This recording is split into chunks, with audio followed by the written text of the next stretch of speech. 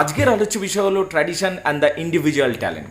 1919 সালে কবি T.S.. Elliot এই সাহিত্য সমালোচনামূলক প্রবন্ধটি প্রকাশিত করেন। এই সাহিত্য প্রকাশিত হওয়ার সাথে সাথে সেই যুগে এক আলোড়ন সৃষ্টি হয়েছিল। এই সাহিত্যের মধ্যে তিনি রোমান্টিক যুগের বিভিন্ন ধারণার বিরোধিতা করেছিলেন। এই গুলি সেই যুগে তো নতুন ছিলই, আজকের দিনেও এই ধারণাগুলি বেশ নতুনত্ব বহন করে। এখানে তিনি ট্র্যাডিশনকে প্রকাশ করেছেন এবং ইন্ডিভিজুয়াল ট্যালেন্ট ব্যাপারটা কি সেইটাকে তিনি সুন্দরভাবে ব্যাখ্যা করেছেন।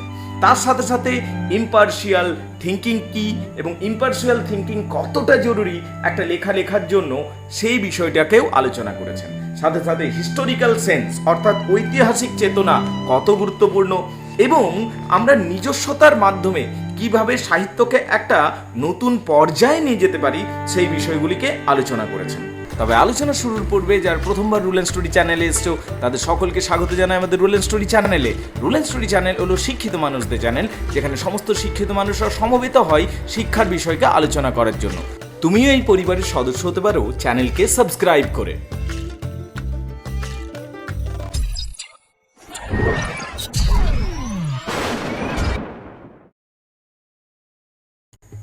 ট্র্যাডিশন এবং ইন্ডিভিজুয়াল ট্যালেন্ট পড়াটাকে বুঝতে গেলে সবথেকে প্রথমে আমাদের ট্র্যাডিশন কাকে বলে বুঝতে হবে। এলিয়টের মত অনুযায়ী ট্র্যাডিশন বলতে শুধু অতীতের সাহিত্যকে অনুসরণ করাকে বা অনুকরণ করাকে বলা হয় না। অর্থাৎ ট্র্যাডিশন বলতে অতীতের বিষয়কে যে আমরা ব্লাইন্ডলি ফলো আপ করব তা কিন্তু বলা হয় না, বরং ট্র্যাডিশন মানে হলো ঐতিহ্য। ঐতিহ্য অর্থাৎ অতীত এবং বর্তমান সাহিত্যের মধ্যে একটা জীবন্ত এবং ক্রমবিকাশমান সম্পর্ক রয়েছে। মানে আজকে যা বর্তমান তা কিন্তু ভবিষ্যতে অতীত হবে। অর্থাৎ অতীত এবং বর্তমান একটা সম্বন্ধের সাথে যুক্ত থাকে এবং এই সম্পর্ক একটা জীবন্ত এবং ক্রমবিকাশমান সম্পর্ক। অর্থাৎ ট্র্যাডিশনকে আমরা সাধারণত মনে করি অতীতের বিষয়, কিন্তু আমাদের অবশ্যই মনে রাখতে হবে যে ট্র্যাডিশন কোনোদিনই স্থির বিষয় নয়। ট্র্যাডিশন হলো একটা চলমান বিষয়, মানে যেটা আজকে বর্তমান সেটা কিন্তু ভবিষ্যতের প্রজন্মের কাছে ট্র্যাডিশন হতে চলেছে। ট্র্যাডিশন সর্বদাই চলমান বিষয়। কবি পূর্ববর্তী শ্রেষ্ঠ যুগের সাহিত্য কর্মকাণ্ডকে গভীরভাবে অধ্যয়ন করতে বলছেন এবং তিনি বলছেন ঐতিহ্যের সঙ্গে নিজেকে যুক্ত করতে হবে। তার কারণ বর্তমান ক্রিয়াকলাপ ভবিষ্যতের প্রজন্মের জন্য ট্র্যাডিশন হতে চলেছে। তিনি বলছেন tradition can not be inherited, মানে ঐতিহ্যকে আমরা শুধু জন্মসূত্রে পেতে পারি না, আমাদের ঐতিহ্যকে গ্রহণ করার যোগ্য হতে হবে।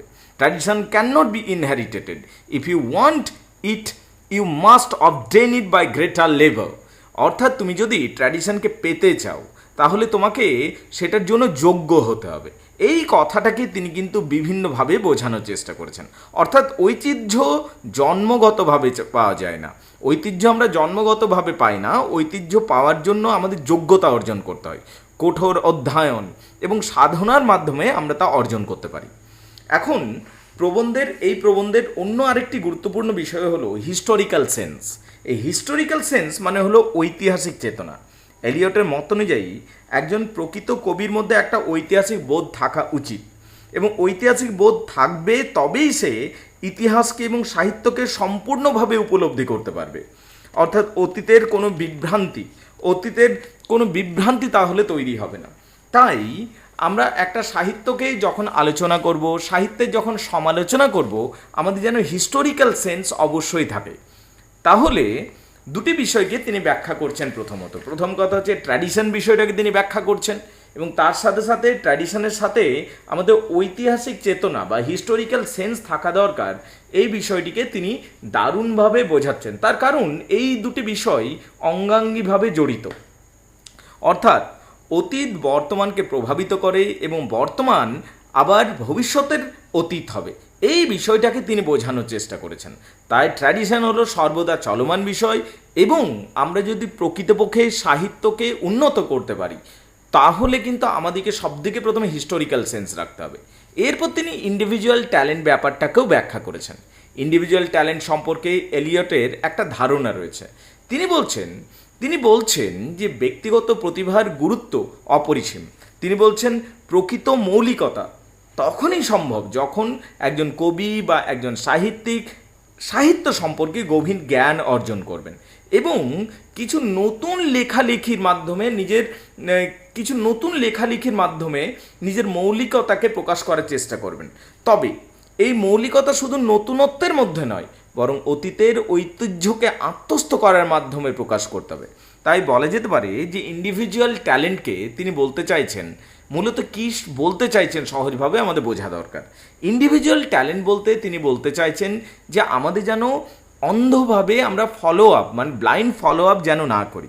আমরা নিজেদের সৃজনশীলতা, নিজেদের যৌক্তিকতা এবং নিজেদের বুদ্ধিমত্তার দ্বারে আমরা যেন নিজস্বতা প্রকাশ করতে পারি এবং এই ইন্ডিভিজুয়াল ট্যালেন্টের মাধ্যমে আমরা যেন কিছু না কিছু নিজেদের থিঙ্কিংকে, নিজেদের লজিক্যালিটিকে, নিজেকে র্যাশনালিজমকে আমরা যেন সামনে রাখতে পারি। তাই এই ইন্ডিভিজুয়াল ট্যালেন্ট এবং ট্র্যাডিশন কখনোই একে অপরের শত্রু নয়, বরং একে অপরের পরিপূরক। তিনি আরেকটি বিষয়কে তার লেখার মাধ্যমে তুলে ধরার চেষ্টা করেছেন, সেটা হচ্ছে থিওরি অফ ইম্পার্শিয়ালিটি। অর্থাৎ মানে একজন কবি যখন লেখালেখি করবেন তিনি সবসময় কিন্তু ইম্পার্শিয়াল হবেন, এইটা বলেছেন। একজন কবি যখন কোনো কিছু প্রবন্ধ লিখছেন তাকে সবদিকে প্রথমে ইম্পার্শিয়াল হতে হবে। তিনি যদি সেই বিষয়টি সম্বন্ধে তিনি আগে থেকেই পছন্দ করে বসেন বা আগে থেকে অপছন্দ করে বসেন, তাহলে সেই বিষয়টি সম্বন্ধে কোনোদিনই তিনি অনেস্ট ওপিনিয়ন বা সৎ মতামত রাখতে পারবেন না। অর্থাৎ তিনি বলছেন poetry is not the expression of personality but an escape from personality. মানে আমরা যখন কবি হিসাবে কোনো কিছু লেখা লিখব, কোনো কিছু প্রবন্ধ লিখব, সেক্ষেত্রে আমরা কিন্তু সেই বিষয়ের দ্বারা বায়াসড হব না, মানে সেই বিষয়ের দ্বারা পক্ষপাত দুষ্ট হয়ে উঠব না, বরং যতটা নিউট্রাল থাকতে পারবো আমাদের লেখা তত ভালো হবে। অর্থাৎ একটা ছোট্ট উদাহরণ দিয়ে বিষয়টাকে আমি বোঝাতে চাইব। আমি একজন ভারতীয়, এখন যদি আমি ভারতবর্ষ সম্বন্ধে প্যারাগ্রাফ লিখতে চাই তাহলে কিন্তু কোনোদিনই সত্য প্যারাগ্রাফ বেরিয়ে আসবে না। তার কারণ আমি ভারতীয় হওয়ার কারণবশত আমি ভারতের প্রতি বায়াসড, অর্থাৎ ভারতবর্ষকে আমি ভালোবাসি, তাই ভারতবর্ষ সম্বন্ধে সত্যিকারের প্যারাগ্রাফ কোনোদিনই লিখতে পারবো না। একইভাবে আমি যদি আমার কোনো শত্রু দেশ সম্বন্ধে একটা প্যারাগ্রাফ লিখতে চাই, আমি কিন্তু প্রথমেই বায়াসড হয়ে গেলাম, অর্থাৎ আমি নিরপেক্ষ লেখার কোনোদিনই লিখতে পারবো না। তাই একজন কবির প্রথম কাজ হলো নিজেকে নিরপেক্ষ রাখার মাধ্যমে সেই কবি বিষয়টি সম্বন্ধে সৎভাবে নিজের মত প্রকাশ করতে পারবেন। তিনি বলছেন, তিনি এই বিষয়টাকে বোঝানোর জন্য প্ল্যাটিনাম ক্যাটালিস্টের ব্যাপারটা বলছেন একজন বিজ্ঞানী যখন কোনো